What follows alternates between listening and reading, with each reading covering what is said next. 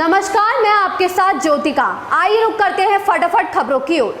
नगर निकाय चुनाव में बसपा ने अपने इरादे साफ कर दिए हैं। इस चुनाव में बसपा दलित मुस्लिम कार्ड पर सबसे ज्यादा भरोसा करने की तरफ है। सहारनपुर में महापौर पद पर मुस्लिम उम्मीदवार घोषित करने के बाद लखनऊ में भी बसपा ने महापौर पद के लिए मुस्लिम उम्मीदवार पर ही दांव खेला है।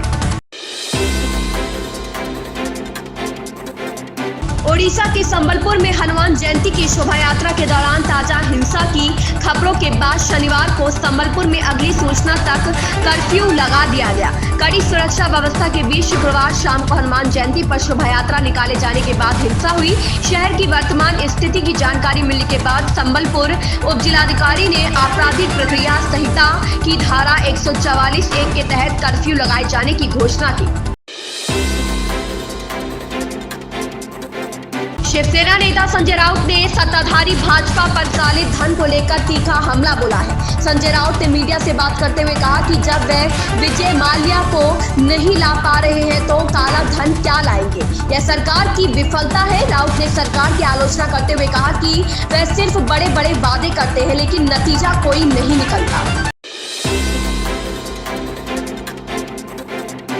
गुजरात की राजनीति में अपने पैर जमाने की कोशिश कर रही आम आदमी पार्टी को शुक्रवार को बड़ा झटका लगा। दरअसल आपके 6 पार्षदों ने भाजपा की सदस्यता ग्रहण कर ली। इससे पहले बीते साल भी 4 पार्षदों ने भाजपा का दामन थाम लिया था। गुजरात के गृह मंत्री हर्ष सांघवी की मौजूदगी में आपके 6 पार्षदों ने भाजपा का हाथ थाम लिया।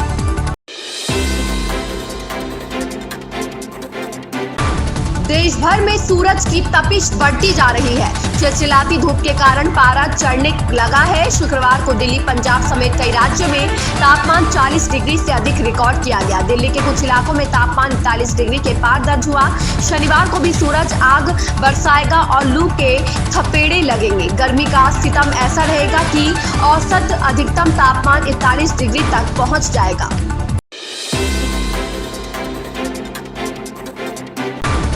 भारत में कोरोना वायरस संक्रमितों की संख्या में इजाफा जारी है। बीते 24 घंटे में देश में कोरोना के 10,753 नए केस मिले हैं। इसके साथ देश में अब सक्रिय केसों की संख्या 53,720 पहुंच गई है। स्वास्थ्य मंत्रालय की ओर से जारी आंकड़ों के मुताबिक भारत में इस दौरान कोरोना से 27 और मरीजों ने दम तोड़ दिया।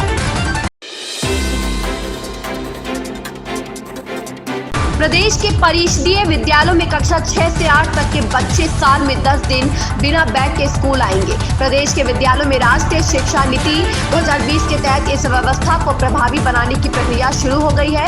राज्य शैक्षिक एवं अनुसंधान परिषद इसके लिए विस्तृत कार्य योजना तैयार कर रहा है। यह व्यवस्था इसी सत्र 2023 से 2024 से लागू होगी।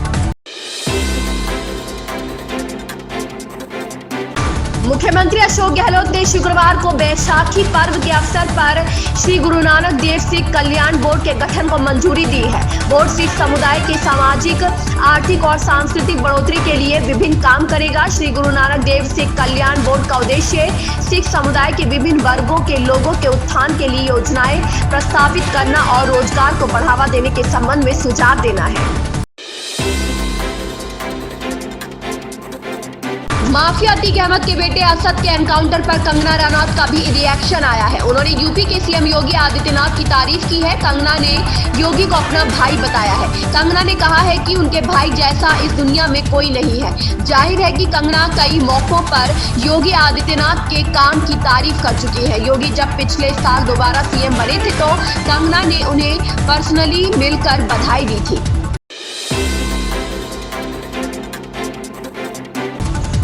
नवाजुद्दीन सिद्दीकी की नई फिल्म जोगीरा सारा रारा का टीजर रिलीज हो गया है। यह एक रोमांटिक कॉमेडी है जिसमें नेहा शर्मा के साथ मुख्य भूमिका निभाती दिखाई देंगी। टीजर की शुरुआत नवाज के डायलॉग से होती है। नवाज कहते हैं जोगी का जुगाड़ कभी फेल नहीं होता। इसके बाद नेहा आती है और कहती है कि क्या जुगाड़ करोगे तुम, तुम्हारे सारे जुगाड़ फेल है। कुल मिलाकर इस फिल्म में खूब एंटरटेनमेंट देखने को मिलेगा। फिल्म में नवाज, नेहा के अलावा इसमें जरीना वाहब, संजय मिश्रा और महाशय चक्रवर्ती भी नजर आएंगे। ऐसी ही खबरों से जुड़े रहने के लिए बने रहिए हमारे साथ।